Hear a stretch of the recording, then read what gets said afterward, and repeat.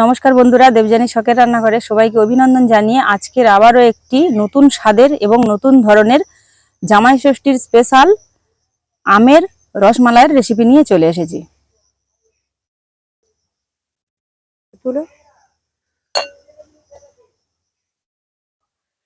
তো বন্ধুরা দেখো, আমি পাকা আম দিয়ে রসমালাই করার জন্য বাজার থেকে একদম পাকা আম কিনে এনেছি। এবারে এই আমগুলোকে আমি ভালো করে কেটে এর পাল্প বের করে নেব।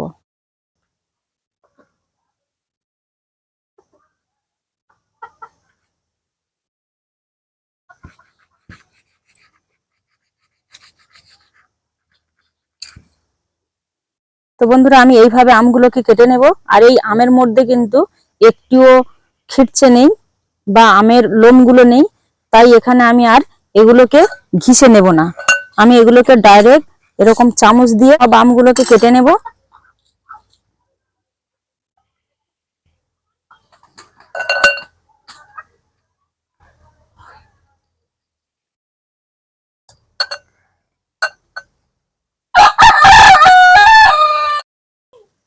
তো বন্ধুরা দেখো, আমি উনানের মধ্যে একটা কড়া দিয়ে দিয়েছি, দিয়ে তার মধ্যে আমি যে আমের পাল্পটা বের করে নিয়েছিলাম মিক্সিতে, সেটা কিছুটা পরিমাণে দিয়ে দিচ্ছি।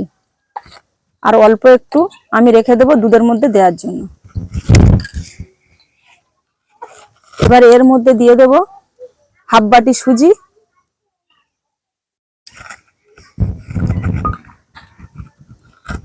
আর দিয়ে দেবো অল্প খানিকটা চিনি,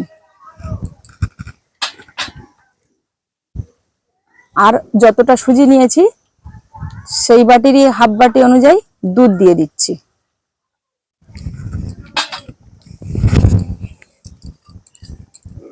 দিয়ে এটাকে আমি একটা ভালোভাবে নেড়ে চেড়ে শুকনো করে একটা ডো তৈরি করে নেব।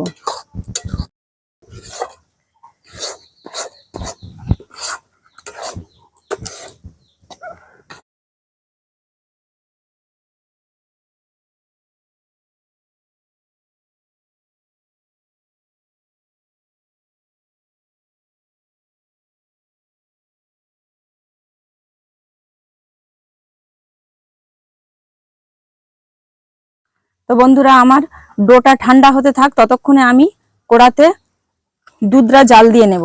আমি এখানে 1 কিলো গরুর দুধ নিয়ে নিয়েছি, এটাকে ভালো করে ছেঁকে আমি এটাকে জাল দিয়ে নেব।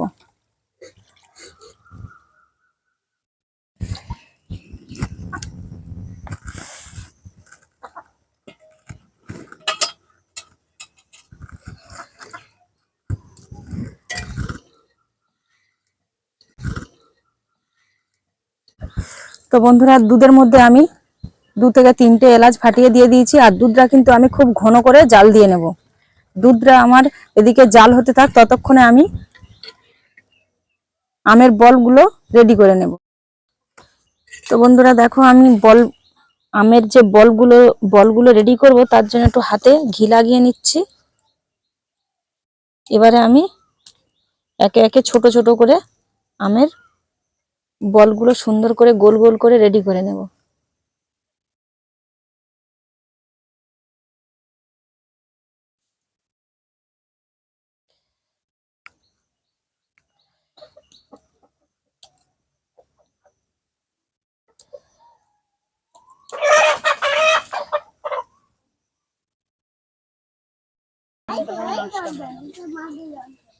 তো বন্ধুরা দেখো, আমি সুন্দর গোল করে বলগুলো রেডি করে নিয়েছি।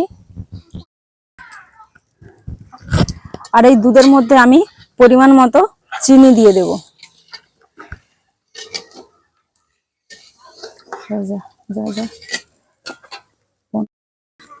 তো বন্ধুরা, এদিকে দুধটাও কিন্তু আমার অনেক ঘন হয়ে এসেছে। এবারে এর মধ্যে একটা গুঁড়ো দুধের প্যাকেট আমি কেটে দিয়ে দেবো, যাতে দুধটা আরো গাঢ় হয়।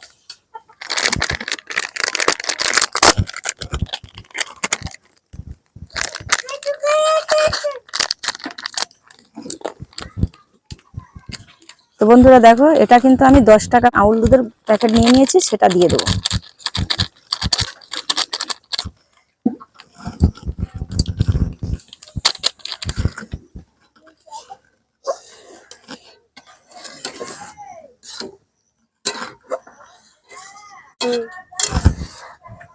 তো বন্ধুরা দেখতেই পাচ্ছ আমার দুধটা কিন্তু অনেক ঘন হয়ে গেছে।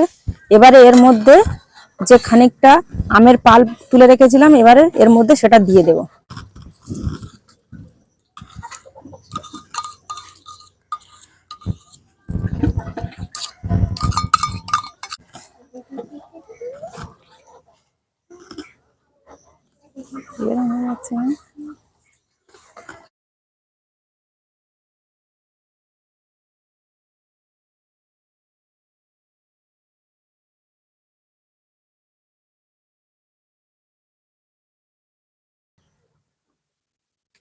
তো বন্ধুরা এবারে এর মধ্যে আমি আমের যে বলগুলো তৈরি করে রেখেছিলাম সেটা দিয়ে দেব।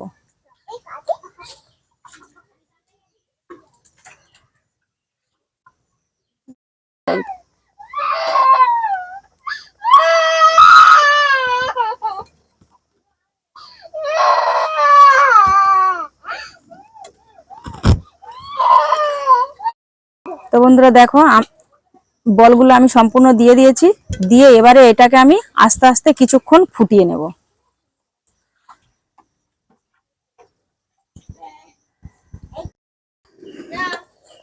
তো বন্ধুরা আমার মালাইকারিটা কিন্তু একদম রেডি হয়ে গেছে, এটা হয়েও গেছে। এবার এটাকে আমি নামিয়ে নেব। তো বন্ধুরা দেখতেই পাচ্ছ মালাইকারিটা আমার কেমন হয়েছে, দুধের ঘনত্বটাও কত। আমার কিন্তু দু একটা বল ভেঙেও গিয়েছে, যেহেতু আমি স্টিমে দিইনি, একেবারে দুধে ফুটিয়েছি, তাই জন্য এক দুটো বল আমার ভেঙে গেছে। তো বন্ধুরা আমার পাকা আমের রসমালাই রেসিপিটা কেমন লেগেছে কমেন্ট করে জানাবে। আর যদি ভালো লেগে থাকে লাইক কমেন্ট সাবস্ক্রাইব করে আমার পাশে থাকবে। ধন্যবাদ।